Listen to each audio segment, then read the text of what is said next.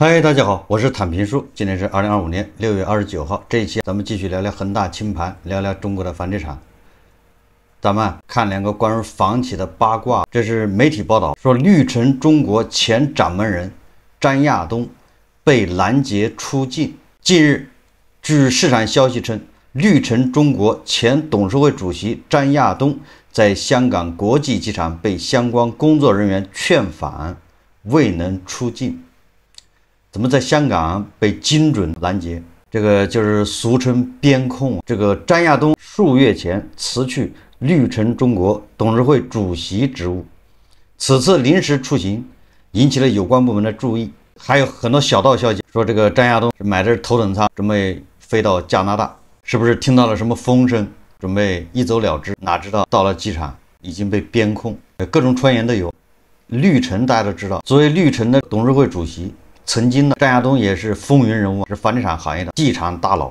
他起家应该是从大连，在大连政府工作过，大连的常委。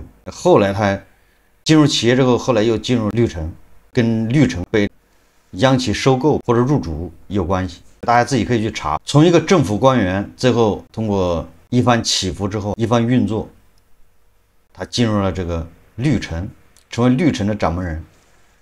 别的不说，根据公开的资料显示，他在绿城拿到的这个薪水，这么多年好像是得几千万，这是公开的。这么多年在绿城拿的这个薪水应该7、8千万，那这个比他在政府部门工作那赚的都多，而且关键这个是公开的，这个是合法的。当然了，他这次被边控，到底什么原因这不知道，我们只能说这个叫房地产行业已经到了要清算的地步，该背锅的出来背锅，该蹬缝纫机的去蹬缝纫机，总得有人为这个负责任呢。所以在这个大背景下，这些知名房企的这些曾经呼风唤雨、叱咤风云的这些大佬，个个都如坐针毡谁还没点事？按照这个老百姓的朴素的想法，屁股干净的能做到这么大吗？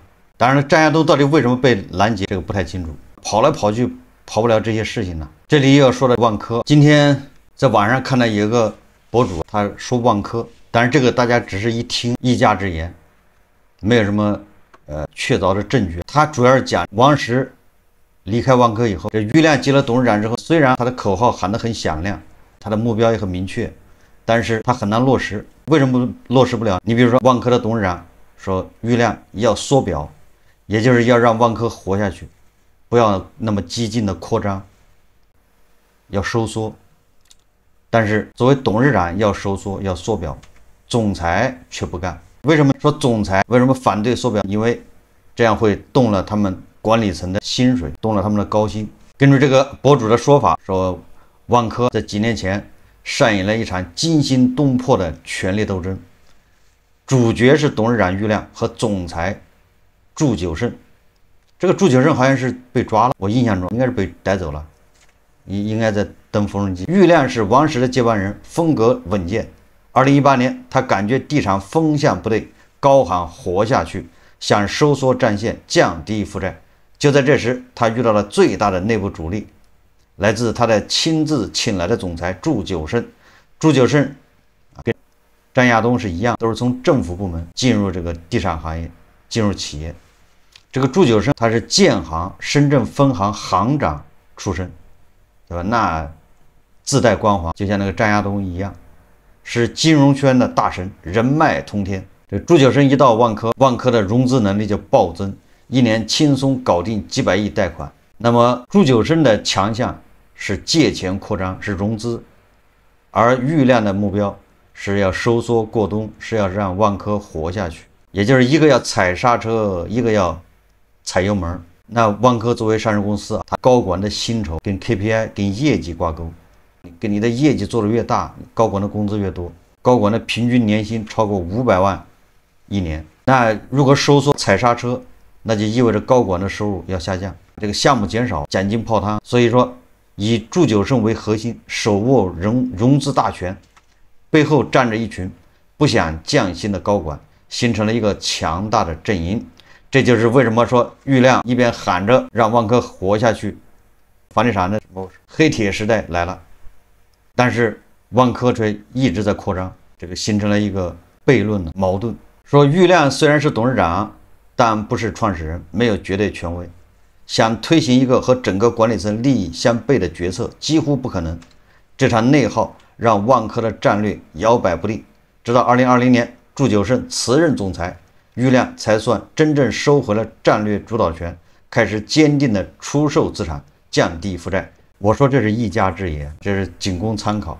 这个给人感觉是在给郁亮脱责，给郁亮洗地。这个在我看来这不好。这个人恐怕没有在上市公司干过，他不知道这上市公司运行机制。万科董事长作为上市公司的一把手，那是有绝对的权威的，跟他是不是创始人没什么关系。你做到董事长这个位置啊，董事长是绝对的上市公司一把手啊。你总裁只是一个执行层面的，有的总裁是董事，那么董事会开会，总裁有资格参加，但董事会是要听董事长的，所以说他不了解上市公司的运行。这第二个，郁亮他是王石亲自选的，王石是元老，对吧？王石要力挺郁亮，你说万科的那管理层谁还能不听郁亮呢？撇清责任，这个洗地有点苍白无力。除非王石也不看好郁亮，不看好郁亮，怎么会把这个大权交到郁亮手上呢？那要么就说明王石就不主张收缩，不主张这个缩表，那要王石负责任。那就是王石是万科一直扩张的幕后的这个支持者。第三个祝久胜是郁亮请来的，他是郁亮请的人，他是总裁，郁亮是董事长，他拿什么跟郁亮掰手腕呢？只能说郁亮他感觉到了房地产扩张太快，高杠杆高周转要崩盘，但是他在叫路径依赖，叫惯性，再加上贪欲，他们都一样，都要钱，都是高管，郁亮也是高管，所以他抱着侥幸的心理，一边喊让万科活下去，一边到处收地。另外一个2020年这个祝久胜就已经从总裁的位置下去了，郁亮已经有了权利把这个祝久胜换了。2020年那个时候恒大的还没有暴雷，如果那个时候踩刹车，万科也不至于现在这样，所以把这个责任郁亮推到祝久胜头上，这完全是找个背锅的。结合最近王石也出来发朋友圈为自己辩解，郁亮也发声，这个就说明对房地产清算的追责恐怕正在紧锣密鼓的进行，一张大网正在悄然的向他们这个叫收紧。你看看那个绿城的张亚东边控想跑没戏了，前一阵子传言王石也是边控，想去参加什么巴西的什么气候大会，这个气候大会好像王石每一届都去参加了，就没有落下过一次，就这一次去不了了。但是这都是传言，没有正式报道。那但是他没去，所以那些前年跑掉的那些房地产开发商老板，这个算是侥幸了。我记得前年的有很多房地产老板都赶紧从董事长位置上激流勇退，再赶紧找个年轻人上去，自己说了去美国带孩子，出国了。这些人嗅到了这个风向，一走了之，先润。随着保交楼现在已经到了攻坚阶段。什么叫攻坚阶段？保交楼现在能保的房子估计都保完了，剩下的这个房子就不太好保了，就是缺钱，资源不够。你死乞白赖的去借钱，即便有银行冒险把钱借给你，你把剩下的房子盖好之后，你卖不了，导致什么？导致你这个银行新借的这笔钱你也还不上。旧账你说你不理，拖着，那新账你得理。新账如果你都不理，那谁愿意给你借钱？那这个新账你怎么还？不就是想把房子卖掉吗？那大家想想，现在房子能卖得掉吗？根本卖不掉。所以说银行也不傻，银行给你借钱的时候，他就会测算你这房子多长时间能卖得掉，能不能卖得掉，多少钱1平米能卖得掉，周边的市场是什么情况，这个都要调研的。我以前做私募，我经手过给房企贷款，就是名股实债这一套流程。我刚才说的，首先你拿什么抵押给我，我怎么保证我借给你的钱的安全，这叫风控。所以你的房地产公司就疯狂的找什么股权，这一块地那块停车场估算一下，评估有评估报告值多少钱，你得押给我，这只是资产押给我完了这你拿什么钱还给我？到期一般的是2年3年，到期你怎么还？到期就这个项目去化，这个房子卖掉了回来资金，或者他别的项目回来资金，那这个也不能听开发商自己在那吹，所以金融机构就得自己去调研，就去走访区域，这房子的房价的走势，竞争对手的这个楼盘项目的房价走势，二手房的走势，都得预判。完了之后是房价涨20%是什么样一个情况，房价跌20%什么个情况，都要做测算。你的去化率，你半年卖完，还是说1年卖完，还是说1个月卖完，都得仔细测算，全部算明白了，这个时候才敢借钱。那你想想吧，就这个情况，虽然咱们在推白名单，你说哪个金融机构敢给这个房地产开发商借钱？现在的房地产开发商，他没有什么，他没办法增信了，就他没有资产可以抵押，能压的早压掉了。第二，他这个还款来源也是个问题，你这房子你盖好了卖得掉吗？旁边那些房子都盖好了，房子都卖不掉，你这房子盖好你怎么卖？卖不掉，你没办法回笼资金，拿什么钱还？还款来源有问题。所以说，这就是我说的，越往后保交楼都是越难啃的项目，都是硬仗硬骨头。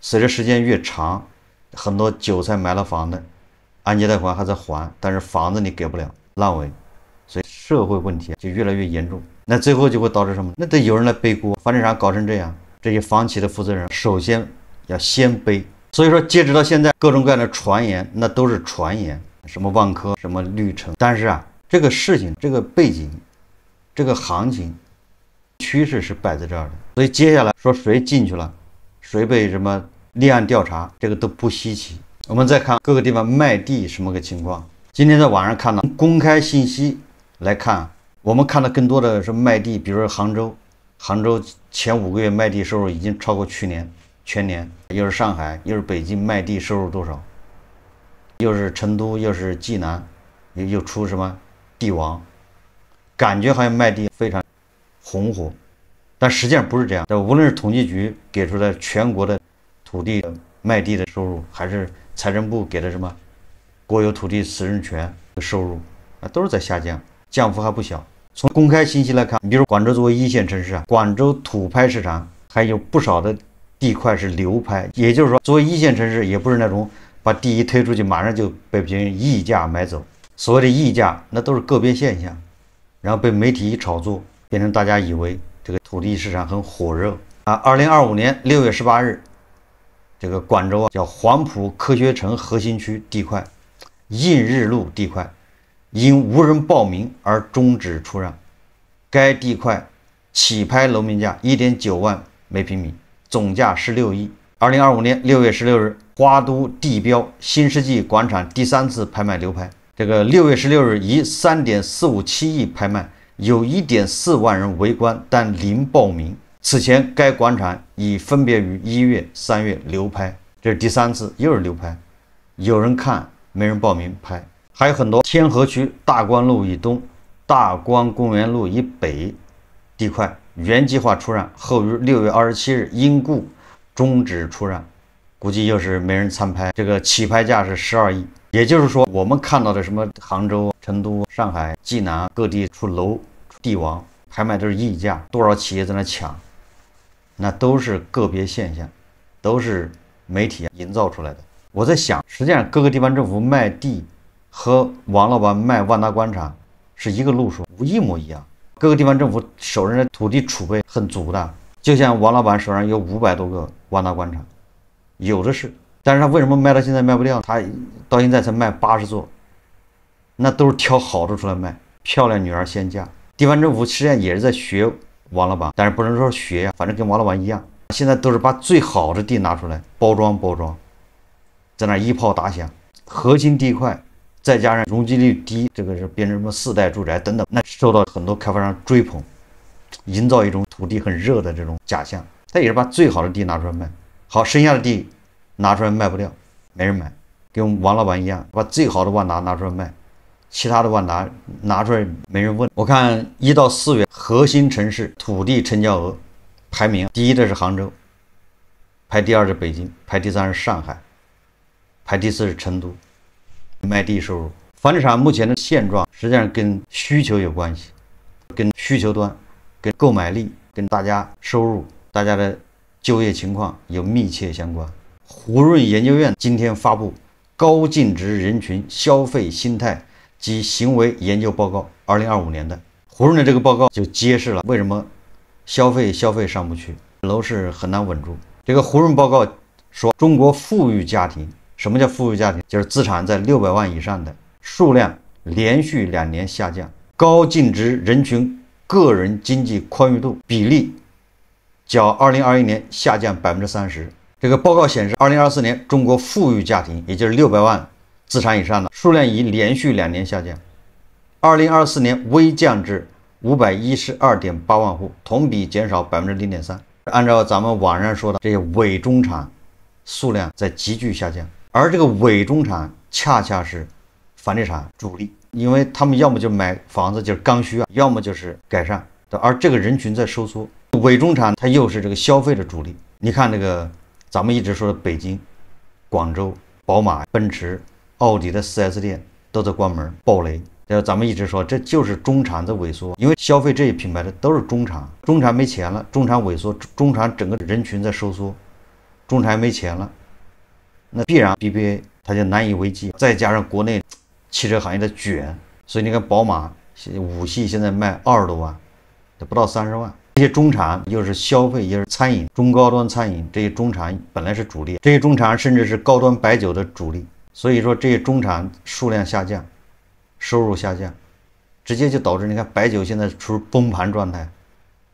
茅台现在是，就是贵州茅台，它使用了各种办法，像控价、减少市场投放、保价等等招数都用尽了，还是挡不住它崩盘。价格现在应该是叫自由落体。高端白酒，你茅台一跌，你什么五粮液、什么其他的酒不都得跌吗？哪个能保住？关键是跟2020年、21年比吧。这个中产600万以上的下降30%，这回大家就知道了为什么消费不振，怎么刺激也没用，楼市怎么刺激它也稳不住。这些伪中产只有极少数成了富裕阶层，大部分都返贫。目前就这么个现状，这个非常容易。比如说你现在在小米或者在腾讯当个中层总监，年入200万，这妥妥的是中产。你买了一套房子800万或者1000万，每个月按揭4万，生俩孩子，媳妇在家带孩子，把孩子上国际学校，这就是妥妥的中产。但是突然你被裁掉了，立马就返贫。楼市上升期，这房价是靠金融属性在推动，你有没有钱你都会买，因为买房是投资，越没钱越要买，想办法不让你买，你也得创造条件，突破它的限购约束去买房。因为你今年是200万买的，明年就变成300万，你工作你挣不到这么多钱，买房是为了赚钱，所以说房价涨的时候大家都是一哄而上都要买，越买它越涨。你买了房，房价涨了，别人也会跟进，有利可图，让一些真正的刚需那句话更要进去买，最后进入疯狂，泡沫破灭。这楼市下行的时候，房价是靠居住的属性在支撑，因为你今年200万买的，明年就变成150万了，这一年50万你是赚不到的。你买房子不仅不赚钱，还面临着赔钱，而且面临着倾家荡产。所以买房子就变成一个居住，你为消费你愿意花多少钱？金融属性消失，居住属性回归，这个过程不可逆，就导致目前房地产这个现状。真正能托起这个楼市的，能稳住楼市的，是那些有钱的刚需，他又有钱，他又需要房子，这些人真正的把房子变成消费，买了房子就是住的，住他跌个10%、20%他也无所谓，反正他有钱。但是有钱的刚需人数是不是在越来越少？根据胡润的报告，你再加上咱们的新生儿出生率，人口是在下降的，所以有钱的刚需总体上它肯定是在下降，这就导致楼市很难稳住甚至有可能要快速寻底。好，这期节目我们就聊到这里，感谢大家收看。如果喜欢我的节目，欢迎订阅转发，也可以在下方留言评论，谢谢大家。